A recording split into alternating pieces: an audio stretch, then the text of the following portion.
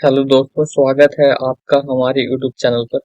हमने पिछले वीडियो में देखा था कि किस तरीके से कहाँ पर लोग रहते थे, क्या करते थे, ठीक है, और किस तरह के जानवर पालते थे, ठीक है। ओके, तो आज हम स्टार्ट करते हैं।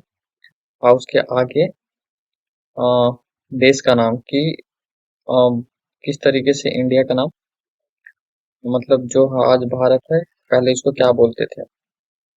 आपने देश के लिए हम प्राय इंडिया तथा भारत जैसे नामों का प्रयोग करते हैं, ठीक है। इंडिया शब्द इंडीज से निकला है। कहाँ से निकला है? इंडिया शब्द इंडीज इंडीज से निकला है, जिसे संस्कृत में सिंधु कहा जाता है, ठीक है। सिंधु कहा जाता है। लगभग 2500 वर्ष पूर्व उत्तर पश्चिम की ओर से आने वाले ईरानी और यूनानी सिंधु के प्रदेश को हिंदुस्तान कहा करते थे, ठीक है। जो उत्तर पश्चिम से, ठीक है, उत्तर पश्चिम से जो ईरानी और यूनानी आया करते थे, सिंधु प्रदेश को हिंदुस्तान कहते थे, ठीक है। इन सिंधु इन सिंधु को भारत और भारतवर्ष भी कहा करते थे, ठीक है। प्राचीन काल में सिंधु घाटी के सभ्यता के लोग भी इन नामों का प्रयोग करने के लिए करते थे, ठीक है। सिंधु घाटी सभ्यता आप जानते ही हैं। हम उसको भी विस्तार में पढ़ेंगे, सिंधु घाटी सभ्यता के बारे में। अतीत के बारे में कैसे जाने, ठीक है। अतीत के बारे में हम कैसे जान सकते हैं? अतीत की जानकारी के लिए कई तरीके के प्रमाण मिलते हैं। इनमें से एक लिखित दस्तावेज होते हैं, जिन्हें हम पांडुलिपि कहते हैं, ठीक है। हम पांडुलिपि कहते हैं। पांडुलिपि तब हाथ से लिखी जाती थी, ठीक। पांडुलिपि हाथ से लिखी जाती थी। यह जानकारी विभिन्न विभिन्न तरह के कागज, कपड़ों और ताड़पत्रों पर लिखी जाती थी, ठीक?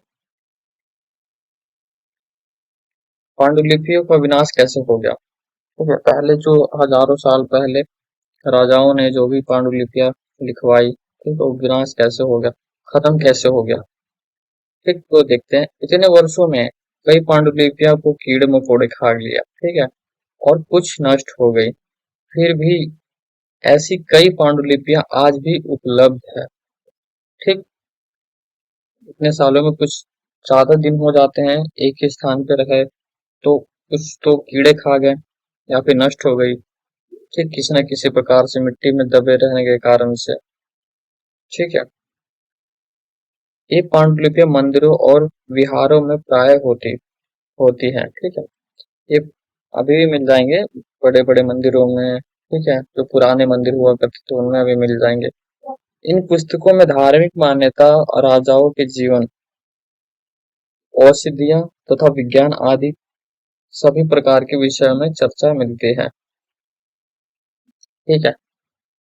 औषधियां जैसे जड़ी बूटी के बारे में, वैज्ञानिक विज्ञान के बारे में, ठीक है, धार्मिक के बारे में, इन सब चीज के बारे में पता मिल, मतलब नॉलेज है, इसमें ज्ञान मिलता था, अभी भी मिलती है, ठीक है। हाँ, इसके अतिरिक्त हमारे यह महानायक कविताएं तथा और नाटक भी है, ठीक है। इनमें से कई संस्कृत में लिखे हुए हैं और कई अन्य प्राकृतिक और तमिल में भी है, ठीक। ज्यादातर संस्कृत और तमिल में मिलते हैं, ठीक है।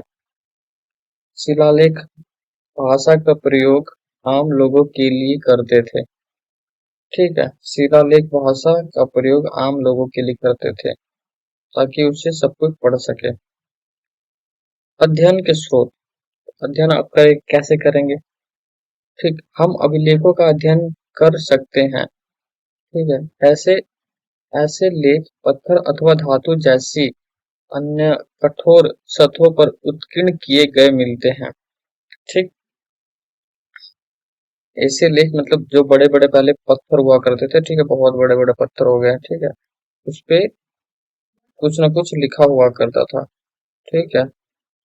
ऐसे कुछ न बहुत देखो बड़े बड़े मंदिरों में कहीं ना कहीं, ठीक है, मिल जाएंगे लिखे हुए। कठोर अन्य कठोर सतहों पर उत्कीर्ण किए गए हैं। उदाहरण के लिए प्राचीन समय में लोग अपने आदेशों को और इस तरह उत्कीर्ण कराते थे ताकि लोग उसे देख सके, पढ़ सके और उनका पालन कर सके। ठीक, इसलिए कराते थे इनका इनका उत्कीर्ण इसलिए कराते थे, मतलब इसलिए लिखवाते थे कि उन आदेशों को पालन कर सके। ठीक है, उनको पढ़ सके, देख सके, ज्यादातर उसे पालन कर सके। कुछ अन्य प्रयोग के उल्लेख भी मिलते हैं जिनमें राजाओं तथा रानियों सहित अन्य स्त्री पुरुष भी अपने कार्यों के विवरण उत्कीर्ण करवाए हैं। ठीक है, कुछ मतलब कि जिनमें राजाओं तथा रानियों सहित अन्य स्त्री पुरुष ने भी अपने कार्य के विवरण उत्कीर्ण करवाए हैं। ठीक है, जो जो उन्होंने काम करवाए हैं, ठीक है, तो उन्होंने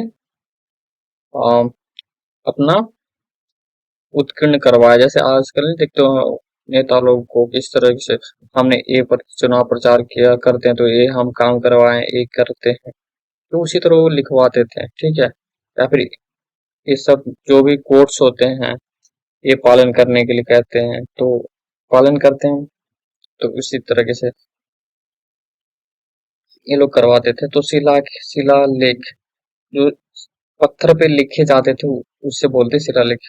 उदाहरण के लिए अशोक नामक शासक ने लगभग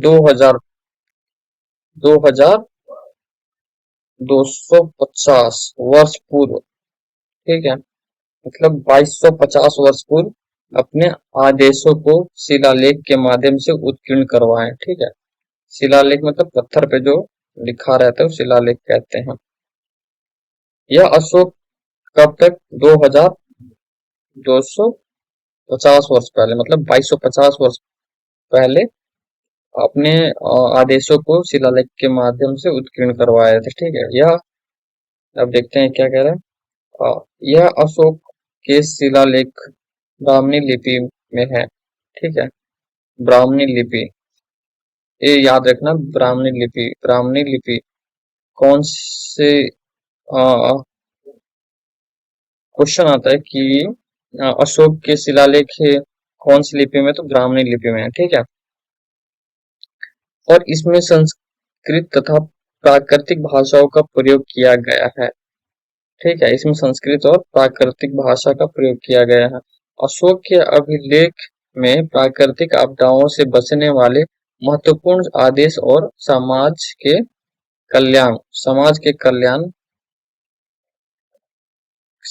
कल्याण के लिए दिशा निर्देश भी शामिल है। ठीक,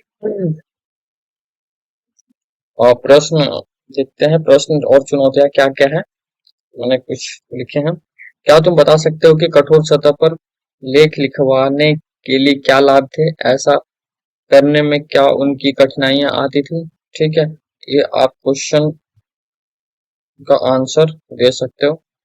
ठीक, क्यों इसका हिंट दे देता हूँ, क्यों क्यों लिखवाते थे, ताकि उनकी जानकारियां पता हो सके लोगों को संदेश देने के लिए। ठीक है, कि इन चीजों को पालन कर रहे हैं। ठीक है, इस सब के लिए हिंट दे दिया मैं। इन अतिरिक्त अन्य वस्तुओं की अतीत में, ठीक है, भरनी और प्रयोग में लाई जाती थी। ऐसी वस्तुओं का अध्ययन करने वाले व्यक्ति पुरातत्विक कहलाता है। पांडुलिपियां और उनका महत्व। ठीक है, पांडुलिपियां और उनका महत्व। इन इतने वर्षों में कई पांडुलिपियां को कीड़े खा लिया और कुछ नष्ट हो गई। फिर भी कई पांडुलिपियां आज भी उपलब्ध है। यह पांडुलिपियां मंदिरों और विहारों में पाई जाती है। ठीक है, ये हमने पढ़ लिया है। अन्य स्रोत, हाँ, ये भी हमने पढ़ लिया। ठीक है, ये भी होगा हमारा प्राचीन विशेष वस्तु है। हाँ, प्राचीन अवशेष और वस्तु, ये नहीं हुआ हमारा। पुरातात्विक प्राचीन अवशेषों का अध्ययन करते हैं वे औजारों, हथियारों, बर्तन और आभूषण और सिक्के के प्राप्ति के लिए खुदाई करते हैं। इनमें से कुछ वस्तुएं पत्थर, पक्की मिट्टी और धातु की बनी होती है। ये तत्व कठोर और नष्ट न होने वाले होते हैं। उदाहरण के लिए पुरातात्विक साक्ष्य में दिखाया गया बर्तन लगभग 4700 वर्ष पूर्व का है। ठीक है।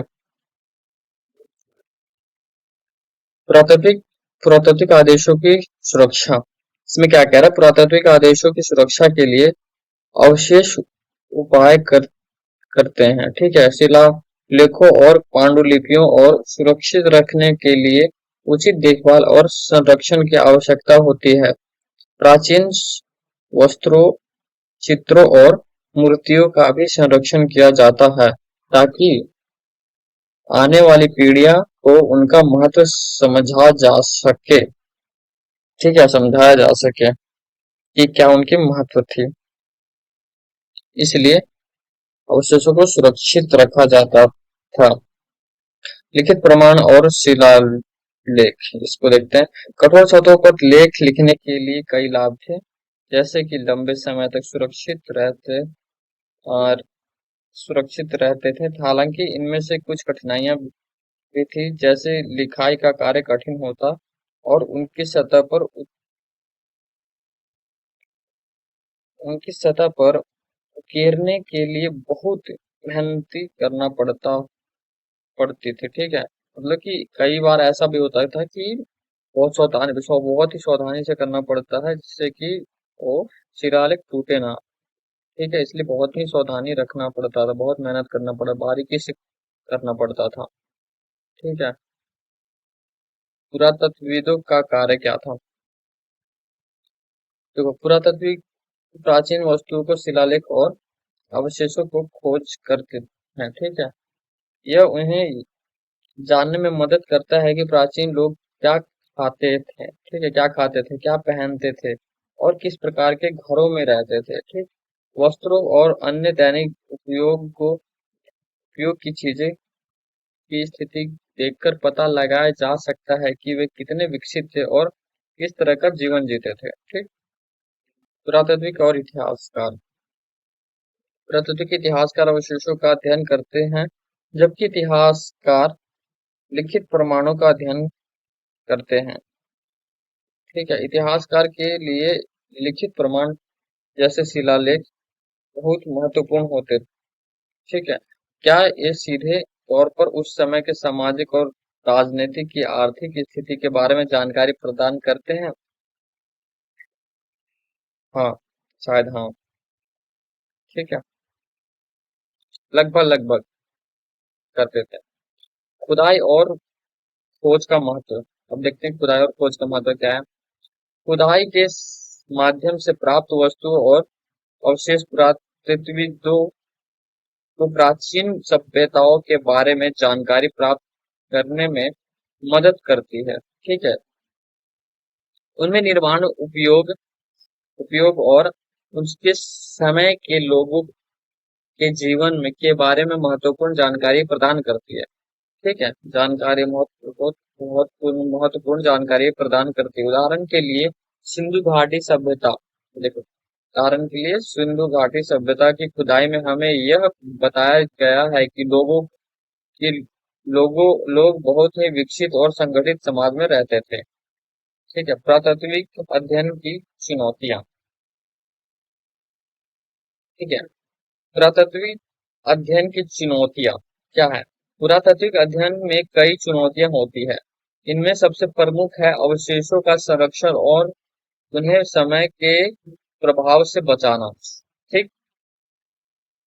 इसके अतिरिक्त खुदाई के दौरान सही तकनीकों का प्रयोग करना भी महत्वपूर्ण है, ताकि अवशेषों को कम से कम नुकसान हो। ठीक है। तो यहाँ पर हमारा होता है चैप्टर क्लास 6 के चैप्टर 1 ठीक समाप्त होता है, और आगे हम देखेंगे नेक्स्ट क्लास में। ये हमारा समाप्त होता है और दूसरा चैप्टर हम जल्दी आएंगे लेके। तब तक के लिए थैंक यू, बहुत बहुत धन्यवाद, और लाइक और सब्सक्राइब जरूर करें। और इसी तरीके से आगे आपको पढ़ाया जाएगा। डोंट वरी, आप चिंता ना करें, आपको नोट्स भी प्रोवाइड कर दिया जाएगा। ये सारे जो पढ़ाए गए हैं सबको अच्छे से बता दिया जाएगा। ओके, जब तक के लिए थैंक यू, बहुत बहुत धन्यवाद। मिलते हैं एक नेक्स्ट वीडियो में।